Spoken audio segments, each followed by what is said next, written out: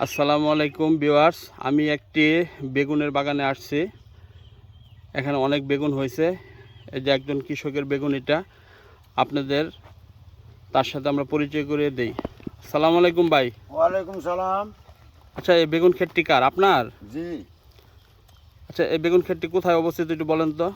এটা সাপাহার শিমুলডাঙ্গা।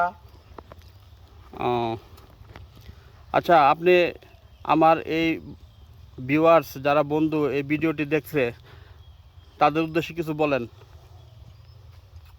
আমি একজন আদর্শ কৃষক। এই বেগুনের মাঠটি আমার। এটা আমি একটা কৃষক মানুষ। আবারটা আমাদের মোটামুটি ভালোই হয়েছে। বেগুন কেবল শুরু উঠতেছে।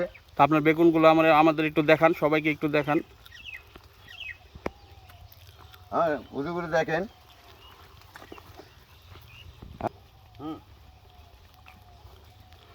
এখানে প্রচুর প্রচুর বেগুন হয়েছে, দেখেন আপনারা। এই দেখেন কত সুন্দর বেগুন, থোকায় থোকায়, প্রত্যেকটি গাছে থোকায় থোকায় বেগুন ধরে আছে। সেই বেগুনগুলো তুলছে বাজারে বিক্রি করার জন্য। আপনারা তার জন্য দোয়া করবেন।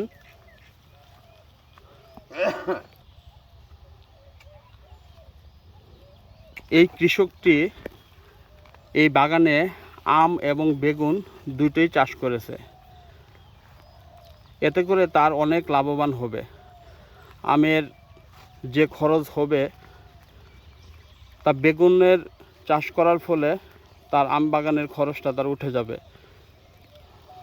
প্রত্যেকের এরকমভাবে চাষ করা উচিত, তাহলে তার খরচটা অনেক দূর কমে যাবে। এই দেখেন বেগুনগুলো কত সুন্দরভাবে হয়েছে, দেখেন।